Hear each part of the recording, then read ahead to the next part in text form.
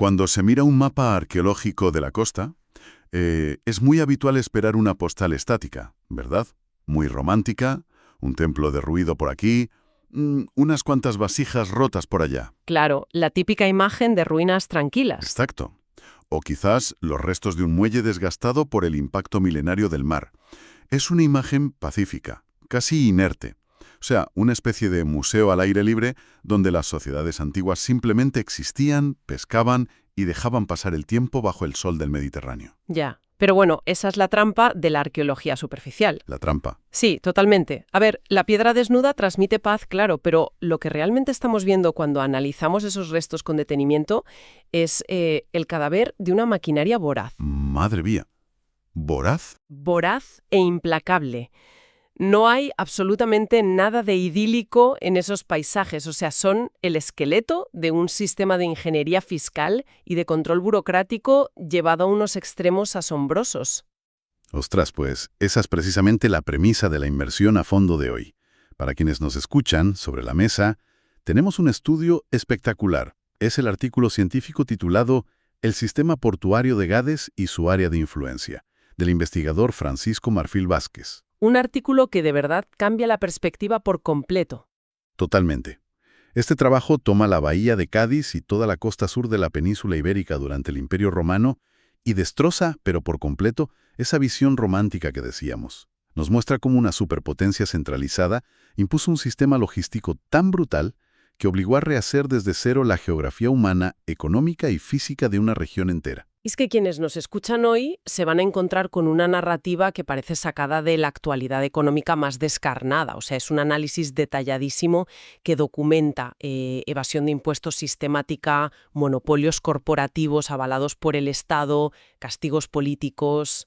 Castigos políticos ejecutados con urbanismo, fíjate. Exacto, ejecutados a través de la planificación urbana.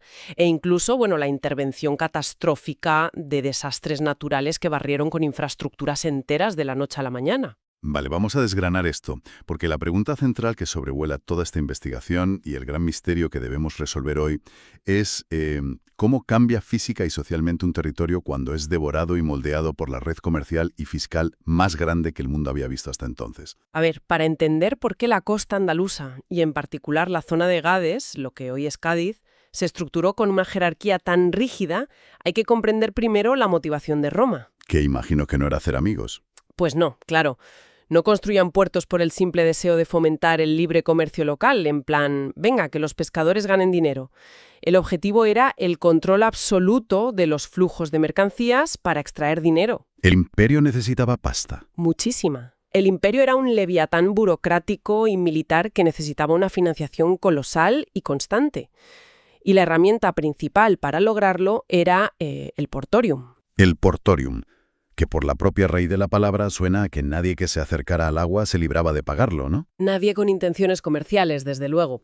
El portorium era básicamente el gravamen aduanero del imperio.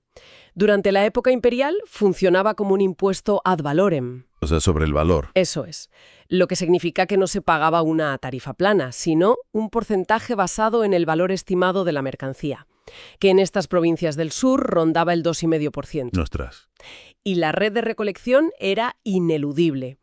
O sea, se aplicaba al cruzar fronteras provinciales, al entrar en recintos portuarios o al pasar por peajes terrestres clave. Las únicas excepciones confirmadas a este peaje eran, lógicamente, los cargamentos de grano y el abastecimiento militar. Claro, lo cual tiene una lógica aplastante. O sea, un imperio no se va a cobrar impuestos a sí mismo por el pan que necesita para evitar que su propia plebe se rebele, ni por las armas de las legiones que mantienen las fronteras. Sería un absurdo administrativo. Totalmente. Y a la administración romana le horrorizaban los absurdos, amaban la eficiencia. De hecho, la propia mecánica física de cómo se cobraba este 2,5% sufrió una metamorfosis muy reveladora a lo largo del tiempo. ¿Ah, sí? ¿Cómo funcionaba antes? Pues mira, durante la etapa republicana, Roma subcontrataba esta tarea ingrata. El Estado arrendaba los derechos de recaudación a empresas privadas, las famosas sociedades de publicanos. Vale, como si privatizaran Hacienda. Exacto. Estos inversores privados adelantaban una cantidad de dinero al Estado y luego exprimían las aduanas para recuperar su inversión y sacar el máximo beneficio posible. Pero claro, el nivel de corrupción y de extorsión local llegó a ser tan escandaloso que amenazaba la propia estabilidad de las rutas comerciales. He de suponer que cuando el imperio se consolida con figuras fuertes como Augusto, el Estado decide cortar a los intermediarios y quedarse con el control absoluto del grifo financiero, ¿no? Exactamente el paso que dieron. Fue fulminante. El Estado eliminó a las empresas privadas e instauró un cuerpo de funcionarios públicos, los llamados procuradores imperiales. Funcionarios del Estado puros y duros. Sí, solían ser miembros de la clase ecuestre o incluso libertos de la confianza directa del emperador. Cuando un barco mercante atracaba, estos procuradores subían a bordo, revisaban las bodegas, estimaban el valor de las miles de ánforas de vino o de salazón y exigían su parte. Antes de que un solo marinero pudiera descargar nada, claro. Ni una sola ánfora se movía sin pasar por caja. Y toda esta enorme red de control fiscal trabajaba en paralelo con otro monstruo logístico, la Annona. La Annona, que funcionaba esencialmente como la red oficial de abastecimiento estatal. El cordón umbilical que mantenía alimentada la capital del mundo, ¿verdad? Era el monopolio de distribución más ambicioso de la antigüedad, sin exagerar. Roma, con más de 1 millón de habitantes en su apogeo, era físicamente incapaz de alimentarse solo con los recursos de la península itálica. Imposible, demasiada boca que alimentar. Muchísima. Necesitaba que desde todos los confines del Mediterráneo llegaran flotas inmensas cargadas de trigo, aceite de oliva y salazones. Y de forma ininterrumpida. La Annona era este sistema mastodóntico, administrado por el Estado, para asegurar que esos recursos fluyeran hacia el centro. Fíjate, pensando en términos modernos, es como si Roma fuera una corporación multinacional gigantesca que llega a una región llena de pequeños negocios artesanos y pescadores. Me gusta la analogía. Y en lugar de dejarles operar libremente, les impone un sistema de franquicias ultraestandarizado. O sea, la Annona es la central corporativa dictando qué se produce y a dónde se envía. Y el porturium es el canon de franquicia que los inspectores extraen en cada nodo de la cadena de suministro. Lo fascinante aquí es cómo este modelo económico impulsado por la Annona mutó literalmente la geografía del litoral. O sea, las comunidades dejaron de percibir el mar como un espacio abierto de subsistencia local. Ya no era salir a pescar para comer. ¿Qué va? El paisaje natural fue colonizado por una industria pesada a escala antigua. De pronto la costa se llenó de cetariae. ¿Cetariae? Sí. ¿Qué son exactamente? Eran gigantescas factorías de salazón de pescado. Imagina baterías interminables de piletas donde se maceraba el atún y se producía la codiciada salsa garum. Que se vendía a precio de oro, por cierto. A precio de lujo, desde luego. Y junto a esta setariae, necesitando el barro y la leña del entorno, surgieron las figline, que eran inmensos complejos alfareros. Para hacer las vasijas, claro. Eso es. Dedicados en exclusiva a fabricar millones de ánforas. Envases estandarizados indispensables para que la Annona pudiera transportar todos esos líquidos a Roma de forma segura. Pero claro, si un Estado despliega una burocracia tan asfixiante, donde inspectores imperiales tienen que tasar cada cargamento para extraer ese 2,5%, surge un problema práctico. No puedes permitir que la flota mercante atraque en cualquier cala escondida o en una playa de arena. Imposible.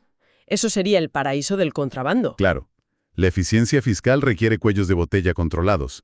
Supongo que aquí es donde el urbanismo se convierte casi en una herramienta policial. Esa es la clave de bóveda de todo este sistema. La administración romana no trataba a todos los asentamientos costeros por igual. O sea, los jerarquizaba de una manera estrictísima.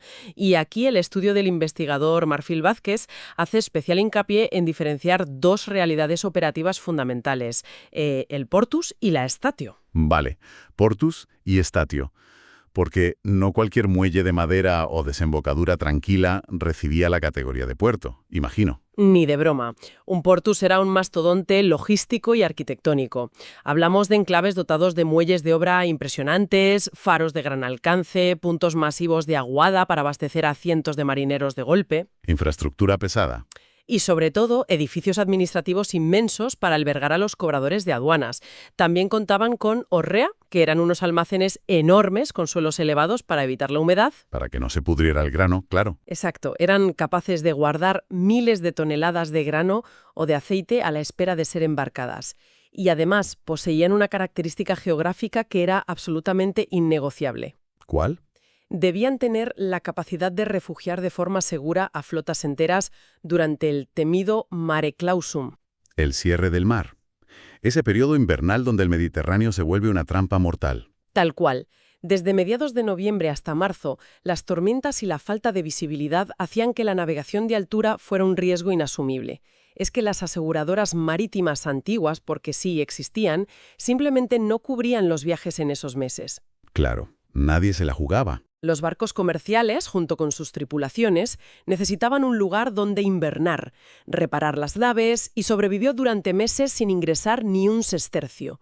Solo un Portus de primer nivel podía absorber ese impacto demográfico temporal y ofrecer un fondeadero lo suficientemente resguardado. Tiene sentido. Y en el otro extremo del espectro encontrábamos la estatio. Pero espera, entonces una estatio era básicamente...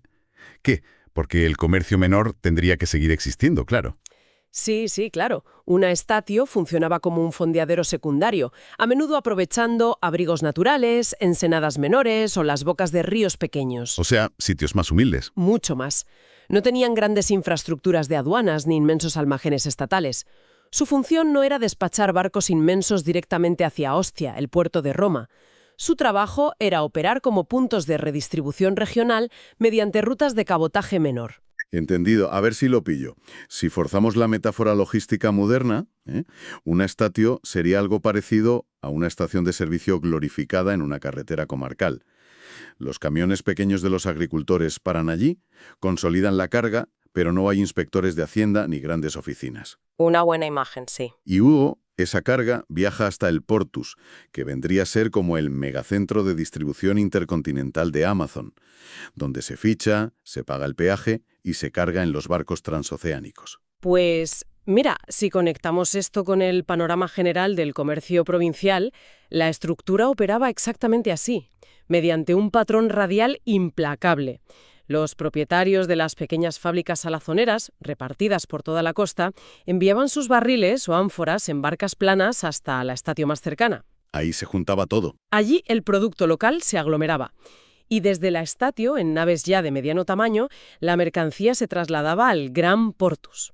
Y era allí, justo en ese cuello de botella oficial, donde los procuradores del Portorium tasaban la carga, Pasaban el cepillo. retenían el porcentaje del imperio y ya autorizaban el transbordo a los gigantescos mercantes de la Nona que cruzarían el mar abierto hacia Roma. Todo, absolutamente todo, estaba diseñado para que la riqueza fluyera cuesta arriba hacia el Estado. Ostras.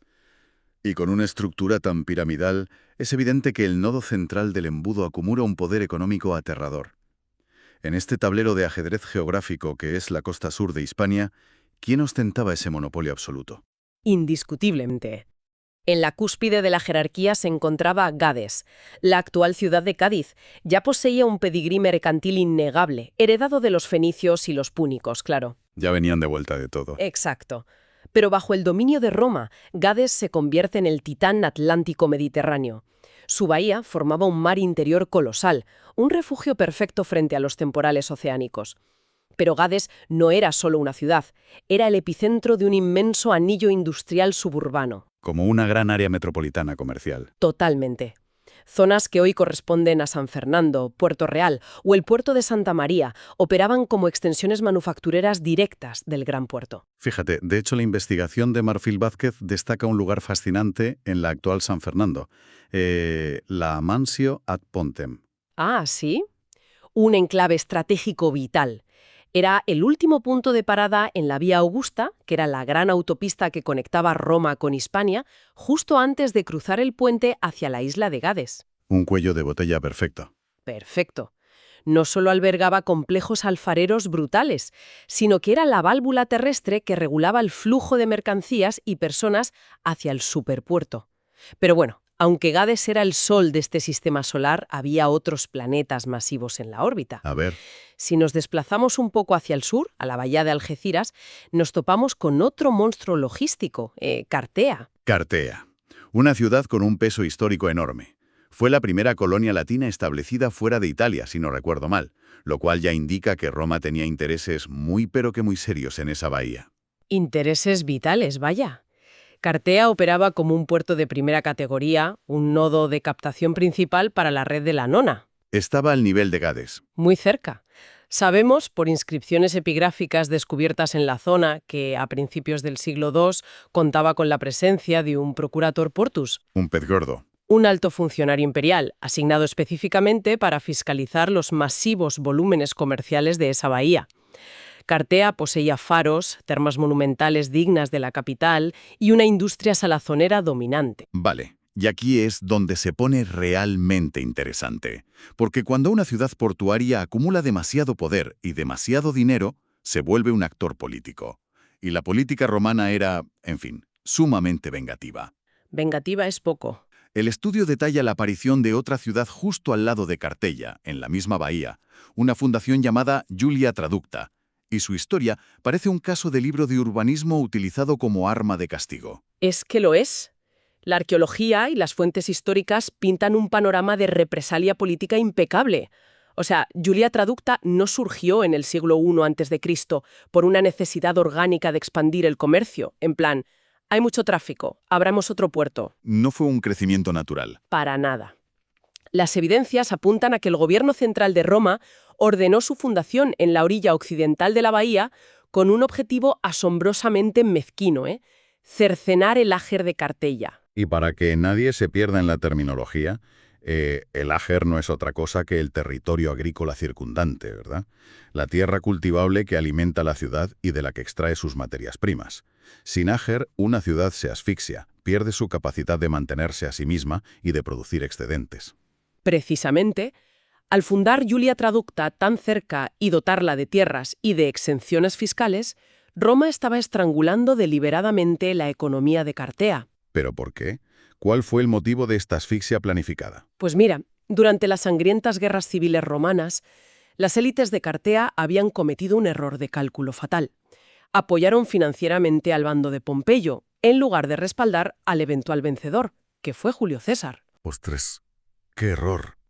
Es decir, que el Estado utilizó fondos públicos para construir una nueva ciudad entera con sus propios puertos y fábricas, únicamente para hacerle la competencia desleal y arruinar a una urbe vecina por haber votado o financiado al bando perdedor. Tal cual. Es literalmente como si un gobierno moderno construyera una desviación de autopista gigante, de peaje gratuito, para arruinar deliberadamente los negocios de un pueblo rival por haber votado al partido equivocado. ¡Qué locura! Una locura que era una lección física en piedra sobre lo que ocurría cuando te enfrentabas al Estado. A Julia Traducta se la dotó de complejos pesqueros inmensos que fagocitaron, que se comieron, los mercados que antes dominaba Carteia. Implacable. Sí. Sin embargo, no todo en esta costa dependía de los castigos o las bendiciones de la anona oficial. O sea, en la zona del Estrecho, en la costa de Tarifa, floreció un asentamiento que rompía los esquemas por completo. Baelo Claudia. Claro, Baelo Claudia es hoy mundialmente famosa por las espectaculares ruinas a pie de la playa de Bolonia.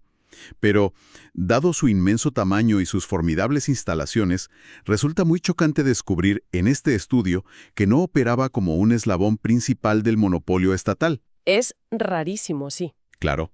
Con semejante infraestructura, ¿cómo es posible que no formara parte de la ruta oficial de recaudación? Pues es un caso fascinante de hegemonía regional independiente.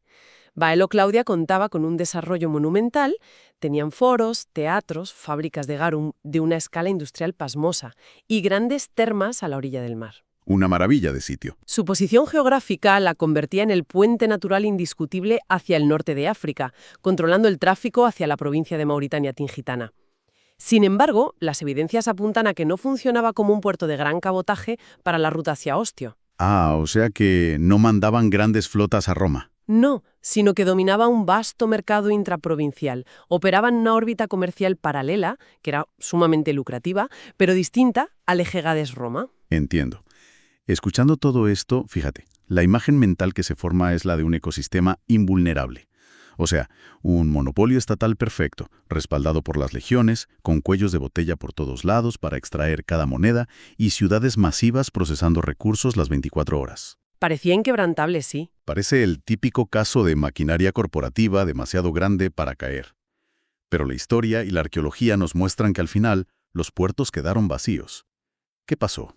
Pues que la caída de este coloso logístico no vino provocada por una invasión extranjera repentina, como la gente suele pensar.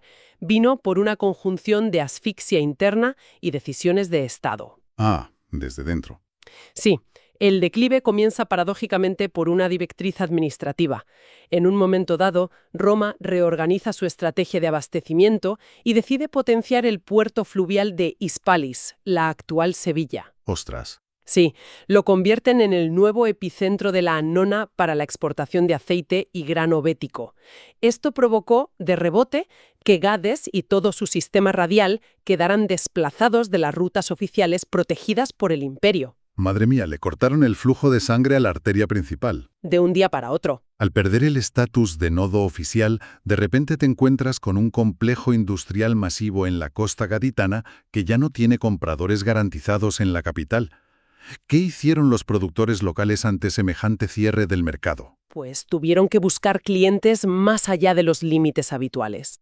Y aquí la arqueología demuestra un esfuerzo titánico de supervivencia privada. Buscarse la vida. Literalmente. Las ánforas y salazones producidas en la bahía de Cádiz empiezan a aparecer en rutas periféricas. Tuvieron que abrir mercados en el extremo norte, comerciando con los campamentos militares en las gélidas fronteras de Germania e incluso exportando a la remota Britania. ¡Qué barbaridad! O sea, ¿fue un esfuerzo de reinvención comercial forzado por el abandono de su propio gobierno central? Totalmente. Entonces, ¿qué significa todo esto para el tejido social de esas ciudades portuarias? Porque tienes que buscar mercados a miles de kilómetros y, asumo, seguir pagando los altísimos costes de mantenimiento urbano a un imperio que ya no te favorece, ¿no? Claro. Y eso significa la implosión absoluta de la estructura municipal. Las cargas impositivas, en lugar de reducirse, se multiplicaron. El Estado romano, desesperado por financiar un ejército cada vez mayor y más caro para defender las fronteras, incrementó brutalmente la presión fiscal. Dinero, dinero y más dinero. Siempre. Y aquí entra en juego un mecanismo administrativo perverso que destruyó las ciudades por dentro. Ojo a esto. Las magistraturas locales, los ciudadanos ricos que gobernaban los municipios, eran hechos responsables personalmente de la recaudación. Espera. Personalmente. Sí, si la ciudad no llegaba a la cuota exigida por Roma, el magistrado tenía que poner la diferencia de su propio patrimonio, de su bolsillo. Madre mía. O sea, es un sistema diseñado para arruinar a la clase dirigente local si la economía general sufría el más mínimo tropiezo. ¡Qué locura de presión! Un diseño que provocó un fenómeno demográfico masivo conocido como ruralización. Huir al campo. Lógico. Ante la certeza de la ruina personal por culpa de los impuestos cívicos, las élites urbanas y los dueños de las fábricas tomaron la decisión más sensata: abandonar las ciudades portuarias. Cerraron el chiringuito. Huyeron hacia el interior, estableciéndose en inmensas propiedades agrícolas, las famosas vile, donde estaban lejos del control directo de las magistraturas municipales y de las sofocantes regulaciones aduaneras. Las ciudades perdieron su capital, sus gestores y su músculo productivo. Se vaciaron desde dentro. Ya, claro. Es la definición técnica de matar a la gallina de los huevos de oro. El exceso de control y de extorsión destruyó la misma fuente de riqueza que el imperio pretendía proteger. Exacto. Aunque asumo que el declive burocrático, por lento y doloroso que fuera, no fue el único factor de destrucción en toda esta franja costera, porque la geografía también tiene la costumbre de emitir sus propios juicios, ¿verdad? Y lo hace con una fuerza devastadora. Fíjate, el destino final de Baelo Claudia es el ejemplo perfecto de que las crisis a veces llegan directamente desde el océano. ¿Qué pasó en Baelo Claudia? Pues más allá del hundimiento económico general del siglo III, estudios geomorfológicos recientes en los sedimentos de la antigua ensenada de la ciudad han revelado algo tremendo. Un evento catastrófico. ¡Ostras! A mediados del siglo IV, el litoral fue golpeado por un fenómeno marino de altísima energía, un tsunami literal. ¡Madre mía! Un tsunami, un muro de agua abatiéndose contra una ciudad que ya estaba económicamente debilitada. El impacto fue absoluto. La violencia del tsunami destruyó por completo la barrera arenosa natural que convertía a la bahía en un puerto seguro para los barcos mercantes. Y el golpe más letal se lo llevó, lógicamente, la industria pesquera. Claro, las cetarías, las fábricas. Exacto. Las baterías de piletas de salazón, que estaban situadas muy cerca de la línea de playa por pura necesidad operativa, quedaron sepultadas bajo sedimentos marinos o destrozadas por la ola. Baelo Claudia perdió en un solo día su puerto y su motor de exportación. ¡Qué tragedia! A partir de ese momento, la actividad productiva de la urbe cesó de forma casi definitiva. Nunca logró levantarse de la lona tras ese doble impacto, o sea, la crisis fiscal de Roma por un lado y el puñetazo del mar por el otro. Es una imagen sobrecogedora de verdad. Las fábricas destrozadas por el tsunami, los grandes almacenes de Gades medio vacíos tras la huida de sus dirigentes hacia el campo. O sea, se podría llegar a la conclusión de que, con la caída de la administración imperial, toda esta red portuaria simplemente desapareció bajo la arena. Sería lo lógico pensar eso. Claro. Pero supongo que la inercia de la geografía es terca.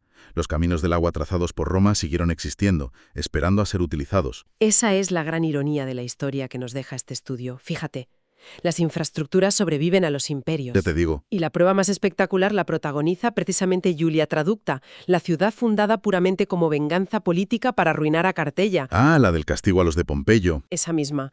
Pues resulta que en el año 429, cuando el entramado fiscal romano ya se desmoronaba por completo en Occidente, los muelles de Julia Traducta vieron algo que los procuradores de la Nona jamás habrían imaginado en sus peores pesadillas. ¿Qué pasó? Desde allí embarcaron más de 80.000 vándalos, liderados por su rey Gensérico. Toda una confederación germánica cruzó el estrecho hacia el norte de África, utilizando las mismas dársenas, los mismos canales y el recuerdo de las mismas rutas comerciales que la máquina romana había diseñado siglos atrás. Tela. La infraestructura construida por la arrogancia del Estado imperial sirviendo como plataforma de lanzamiento para los pueblos germánicos que acabarían desmembrando ese mismo imperio. Poético, ¿verdad? Es una conclusión perfecta y profundamente irónica para el viaje histórico que nos ha ofrecido el trabajo de Marfil Vázquez. O sea, lo que ha quedado claro tras desgranar todo esto es que detrás de cada ruina arqueológica en una playa soleada se esconde un fósil de una guerra burocrática sin cuartel. Lo que hemos analizado hoy no es solo historia antigua, es casi un manual de economía política sobre cómo las cadenas de suministro locales reaccionan, se adaptan, evaden impuestos y finalmente colapsan bajo el peso de un Estado hiperregulador. Totalmente. Y de hecho, esto plantea una pregunta importante, ¿eh? Una reflexión que creo que va mucho más allá de las fronteras de las provincias romanas. A ver, cuéntanos. Hemos visto cómo Baelo Claudia fue arrasada por un maremoto implacable en el siglo IV. Sin embargo, los datos nos muestran que la economía y la sociedad de la región ya llevaban décadas sufriendo un auténtico tsunami burocrático. ¡Ostras! ¡Qué buena metáfora! Es que la centralización forzosa en Hispalis y la asfixia fiscal que empujó a la clase productiva a huir hacia el mundo rural ya habían vaciado el tejido urbano desde dentro mucho antes de que llegara la ola. Ya estaban tocados de muerte. Exacto. Entonces, cuando observamos el colapso de un ecosistema complejo, cabe preguntarse para quienes nos escuchan, ¿qué destruye de manera más profunda a una civilización próspera? ¿La violencia impredecible de los desastres naturales que golpean sus costas o el peso lento, predecible e implacable de su propia maquinaria administrativa? Es una disyuntiva fascinante para dejar flotando en el aire.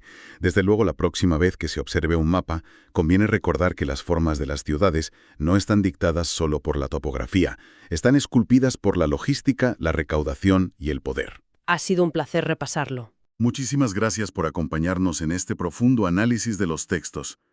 La invitación queda abierta para quienes nos oyen a seguir buscando y cuestionando estas complejas conexiones en las estructuras que nos rodean día a día. Nos vemos en la próxima inmersión.